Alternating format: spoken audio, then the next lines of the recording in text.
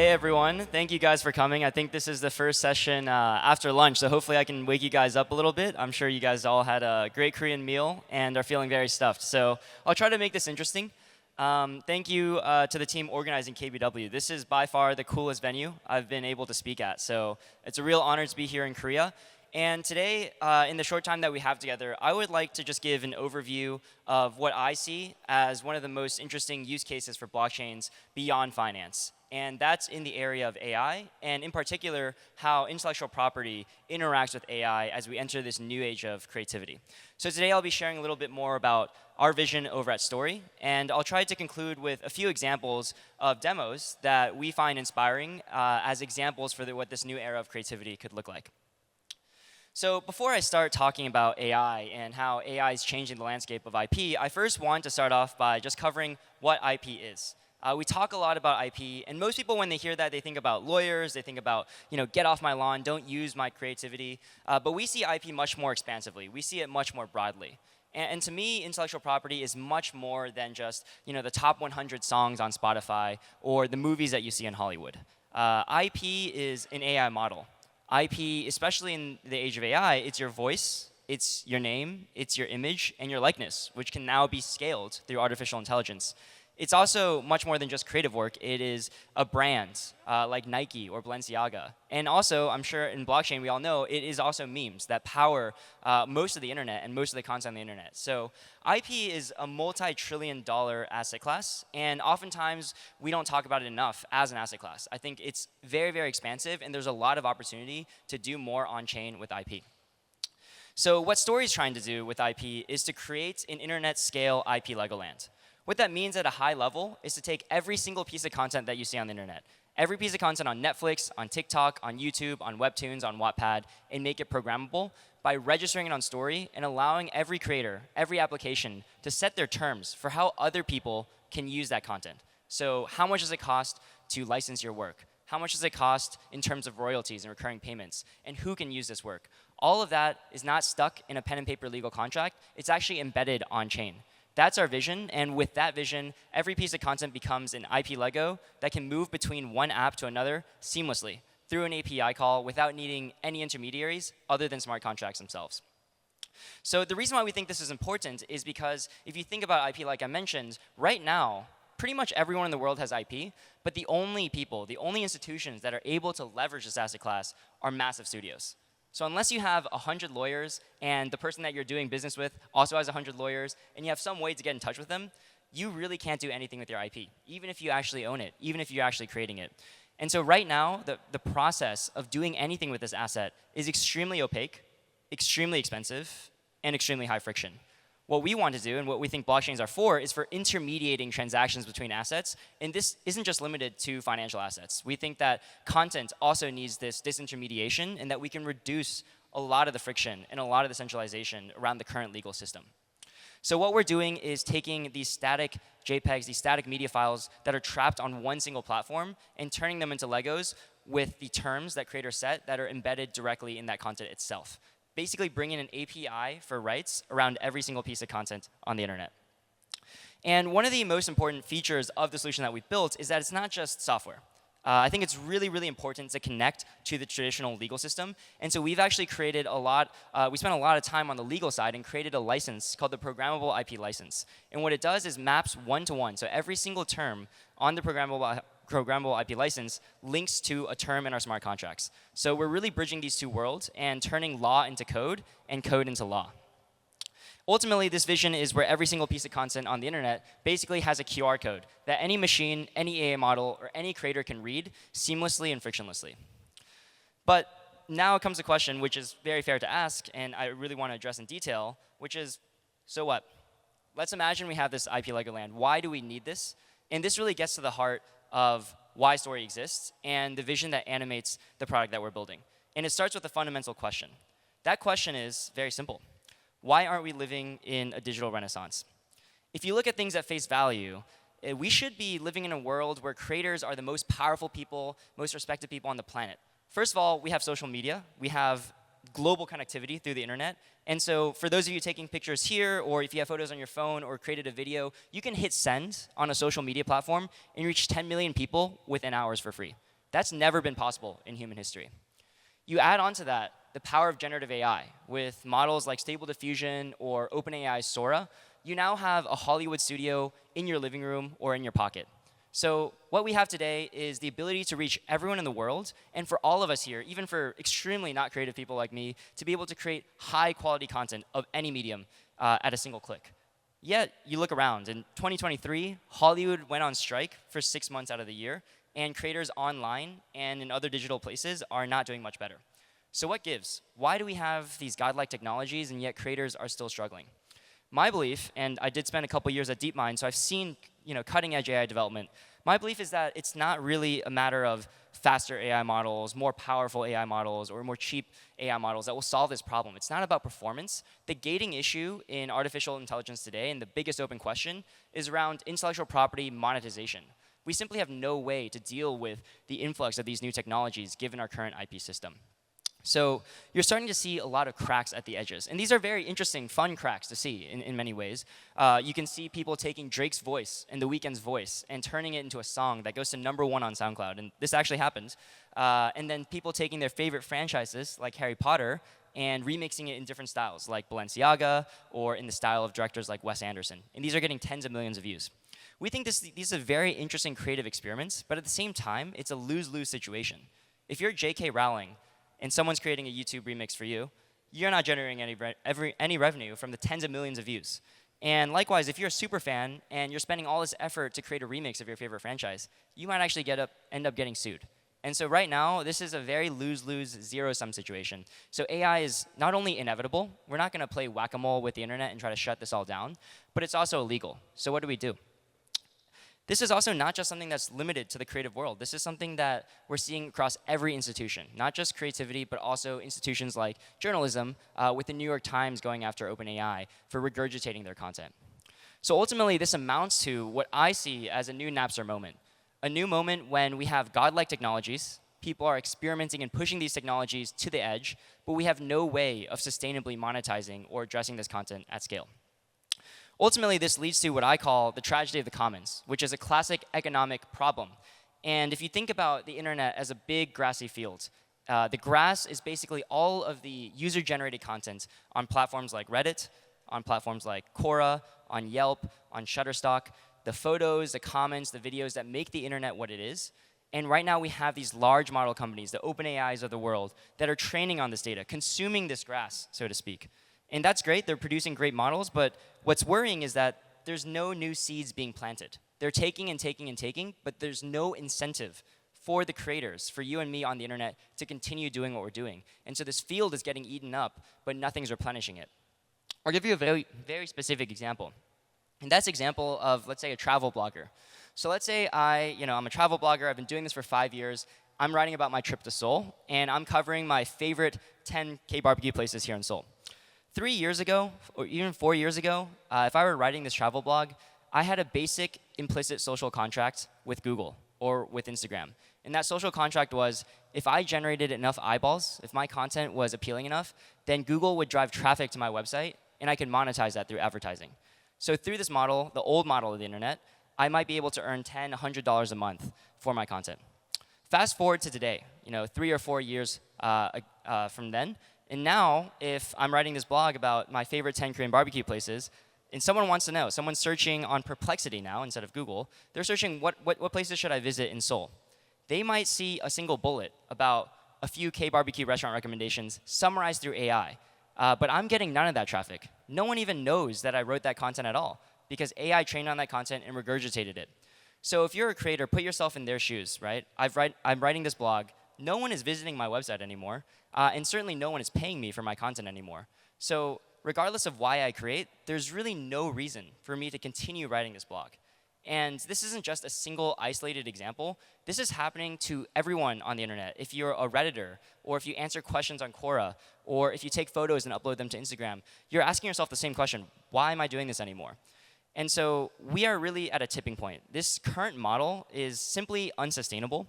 And so we can either end up in this tragedy of the commons, or what I think, we can push towards a more optimistic vision of the world. We don't have to go down this path. We don't have to accept the status quo. And the question is, how exactly do we change course? How do we find the version of the world where AI is actually a force for good rather than a force for bad? So I think, I'm very optimistic about AI, and I think we can get there. In my opinion, like I mentioned before, what we need to do is not just make models better. It's to harness AI positively. And to do that, we need to create an internet scale IP system. Because right now, we're still using the same pen and paper legal system that was invented in the wake of the printing press 400 or 500 years ago. We're trying to update it, we're trying to stretch it, but it's basically applying a medieval IP system onto godlike modern technologies. And that mismatch is where all the problems are arising, where all the cracks at the edges are showing. And my belief, and our belief at Story, is that blockchains are that internet scale IP system. Blockchains are what are going to allow us to protect and also expand content sustainably, IP sustainably, in this era that is now dominated and shaped and defined by AI. So that's what Story is trying to build. It's the world's IP blockchain. What does that mean? Well, first and foremost, it means that we want to give creators the ability to protect their content. And this isn't just IP, like your voice or your image that might be an input into an AI model. It's also AI models themselves that can be registered as IP. If you're Stable Diffusion and you want to know who's using your model, who's fine-tuning it, you have no idea. With Story, we want to allow creators to register their IP and set terms that protect them from AI training. But it's not just about protection. It's not just about defense. People have this misconception that IP is about get off my lawn, don't use my content, leave me alone. And my vision for IP is much broader. What's most important to me and to Story is that this new IP system allows IP to grow and to expand and to monetize more than it ever could by aligning incentives. Imagine that I am a singer. I can put my voice on Story. I can say that anyone here can use AI to create songs using my voice. You just have to share 50% of the revenue with me. This is a deal that allows anyone to take my voice, put it on different platforms, and they may be amazing songwriters that write better songs than I ever could and generate revenue on my behalf, but then they also win as well. This is a win-win situation, and we want to transform the current zero-sum situation into this positive-sum world. And we think right now is the perfect time to do it. Because unlike before, when it was very, very difficult for people to create content, all of you and me, we can all create high-quality content with AI. So if you combine the fact that everyone in the world can now be a Hollywood creator with this universal library of IP Legos that Story is building, we think that we're going to usher in a new era of creativity. And this isn't just about technology. It's much more than that. Yes, we have generative AI. Yes, we're bringing in blockchain and this IP Lego infrastructure. But what's important is that culturally, these trends have been bubbling up under the surface for almost a decade now. If you look at social media, the most popular social media platforms are the ones that enable remixing. It's the TikToks, it's the YouTube Shorts, it's the duet features. And so people want to do this. But right now, all of that remixing is trapped within a single monolithic platform that defines the terms of IP for its creators on their behalf without asking them for permission. And beyond just these social media platforms, you can also see that even today, 3 out of the top 100 websites in the world by traffic are fan fiction websites. I don't know if you guys have visited these websites like Archive of Our Own, but they look like 90s-style Craigslist UIs. It's pure HTML. And yet, billions of people still visit these websites to create content for their favorite franchises.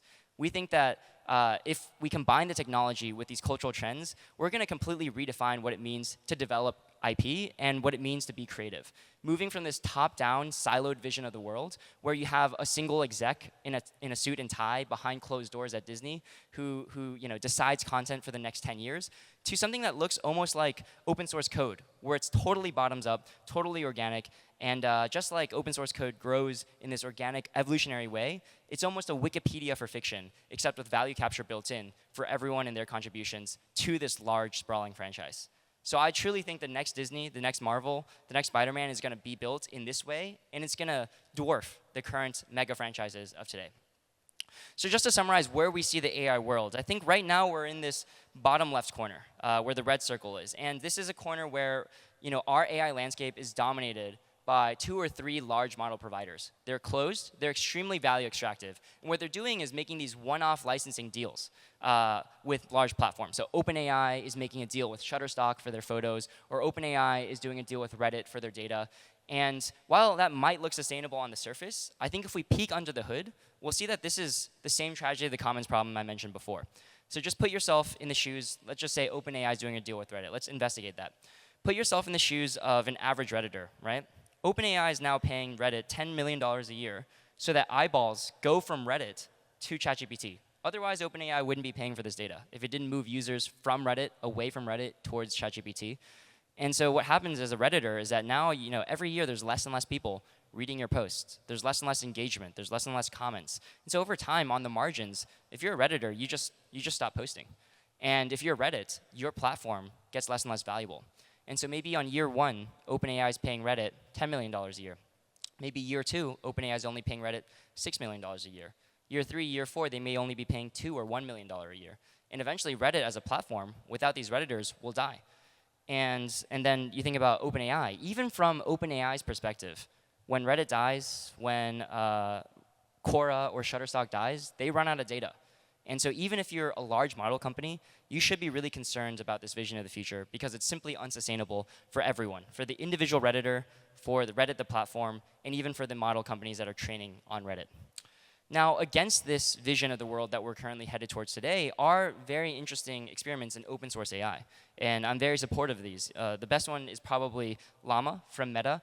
And this is really great because now everyone can use these models for free. But at the same time, unless you are a company generating $5 billion, $10 billion in revenue every year to be able to sponsor these models, you can't do it, right? So it's controlled. Our fates are controlled by whether Mark Zuckerberg decides to continue investing in this technology. And so what we'd like to do at Story is to move the world into this top right corner. A world where all the information, all the IP on the internet can be open, and we can align incentives between creators and model trainers as well, so that anyone can upload IP on the internet safely. And also, if you're a model creator, you can look at the content on the internet. You can decide what you want to train on. And if you generate revenue, you just share a portion of that with the people whose IP you used. We think that this open, sustainable vision of AI is the only way forward where we can continue to incentivize and protect and empower creators while also letting model creators train freely on data according to the terms that creators have set. So that's a little bit about our vision, and I've talked a lot about the high level of where we'd like to go in ushering this new era of creativity. But I also want to end with some concrete examples, because ultimately I just want to make this as concrete as possible. So we are very lucky at Story to have a variety of ecosystem partners, but today I'm just going to talk through one or two so that you can get a taste of the types of projects that are using this infrastructure that we've built. The first is a company called Ablo, which is basically an AI-powered digital fashion platform. They've partnered with brands like Balenciaga, Balmain, which is the shoe that you're seeing here, and they allow people to use generative AI to actually enhance and color and decorate their favorite brands and get those clothing items physically. So you can see here a demo of the Ablo app, which we actually have been demoing at Story House. You can see these actual shoes for yourself. But anyone can use AI to essentially remix a fashion item. And you can imagine once that's done, it can get posted automatically on social media. And the ones that maybe get 10,000 likes or 20,000 likes or some threshold may actually get printed. And all the revenue that comes from those licensing deals would automatically be streamed both to the remixer as well to Balenciaga or the original brand automatically through Story. And so this is an example of how IP Legos can allow IP to grow across the internet and empower creators as well as brands to both win together. So Ablo is a good example of a sort of, I would say, a single player use case of Story, where a single app is using our infrastructure to do things they couldn't do before, or at least do things way more cheaply. But I think the vision of the IP Legoland really comes in when you have composability, when you can actually move IP Legos across different apps. And so this example is one where we're using Magma, which is a creator tool that has 2.5 million Web2 users. Imagine you've created a character on Magma, and you can instantly register it on Story. You can set your terms about how you want other people to use this. You can maybe share ownership with other people that collaborated with you, and then you can register it on Story. The moment that happens, every single app integrated with Story now has access to this character instantly through this API. So you can imagine a second person goes in through the IP Hub, an app we've created for others to allow them to search and browse and remix IP. And the second person might find this character that they really like. And they can pay based on the terms that the original Magma creator has set and remix this character permissionlessly without having any conversations with the original creator onto another app. This app is called Mahojin. It's an AI-powered remixing tool. So now you can actually create many different AI-powered versions of this character from Magma as a second creator. And when you generate these variations, you might pick your favorite, and that new derivative character gets registered on the same IP graph, linked to the original on Magma. Now you can imagine a third person who finds this character on Sekai, which is another app that's integrated with Story, and they can just browse through Sekai and automatically see this character that's been remixed on Mahojin and use it in order to create a comic. And so again, Sekai doesn't need to manually find this character. All of this is surfaced up from the story because we have a universal media library. So imagine this Sekai comic gets really popular. People are paying to access it. The moment that payment comes in, every single person, from the original Magma creator to the Mahojin AI remixer to the person who created that comic on Sekai, will get rewarded instantly through Story's IP graph, creating a global system of value and an IP infrastructure that can scale at the speed of the internet. So that's a little bit about what we're doing and how we're building this IP Legoland. And I think these are just early visions of the future that we see. I'll conclude there. And for those interested in building on Story or learning a little bit more, scan the QR code. It'll take you to Story Academy, which is essentially an incubator that we've built for projects like the one that you've seen just now. Thank you, everyone, for your time. And appreciate you guys letting me share a little bit more about Story's vision for the future. Thank you.